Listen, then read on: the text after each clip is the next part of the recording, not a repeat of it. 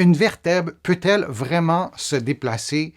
On me pose souvent la question d'une part, et je vois beaucoup de commentaires de personnes qui précisent qu'ils ont une vertèbre de déplacée, qui vont consulter un intervenant en santé, un professionnel de la santé pour se faire replacer la vertèbre jusqu'à ce que la vertèbre se redéplace et on reconsulte le même professionnel de la santé pour se faire replacer la vertèbre. Alors, je voulais parler de cette expression-là et d'abord spécifier qu'une vertèbre, ça ne voyage pas, ça ne se déplace pas. C'est une structure très, très complexe. D'emblée, une vertèbre, ça ne se déplace pas. Je vais y revenir durant les prochaines minutes. Donc, l'expression « j'ai une vertèbre déplacée » est souvent utilisée dans un contexte de douleur au dos et au cou.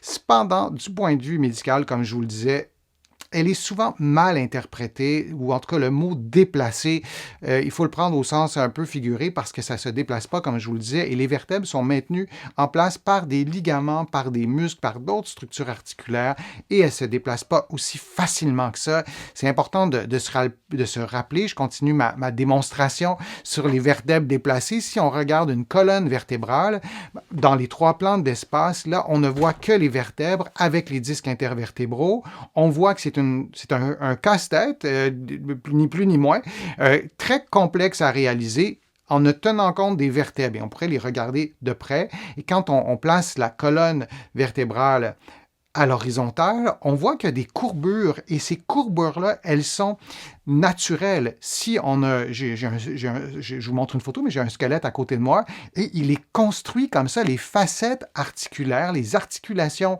des vertèbres sont conçues pour déjà donner une forme à la colonne vertébrale. Donc, vous voyez à quel point c'est bien structuré. Et là, on n'a pas ajouté les autres pièces du casse-tête. On a les vertèbres en blanc, les disques intervertébraux en rouge. On a aussi des nerfs. On a la moelle épinière qui est en vert sur mon illustration à moi, les nerfs en bleu et on voit aussi les disques intervertébraux. On a des ligaments qui sont vraiment très, très, très forts. Ça tient tout ça en place. Il y en a plusieurs. Vous voyez qu'il y a des ligaments qui sont complètement à droite de l'illustration qui est à droite. On en a sur les épines. Là, ici, sur mon modèle anatomique, il y aurait des ligaments qui seraient situés ici. Il y a des ligaments qui seraient situés de ce côté-là. Si je vous les remonte sur l'illustration, là, peut-être que le lien se fait mieux. Donc, il y a beaucoup, beaucoup de ligaments qui tiennent tout ça en place. Ça ne peut pas se déplacer aussi facilement qu'on pourrait le prétendre. Une vertèbre peut-elle vraiment se déplacer? La réponse, c'est non. Est-ce qu'il peut y avoir un désalignement articulaire? Oui. Est-ce que ça se replace avec une manœuvre? Non. Dans certains cas, on peut faire des manipulations. Je vous en ai déjà parlé dans d'autres contenus, ce qu'est une manipulation. On ne peut pas le faire sur soi. Et dans certains cas, on a un effet positif sur le traitement, mais on n'a pas un rapport dichotomique, déplacé ou replacé.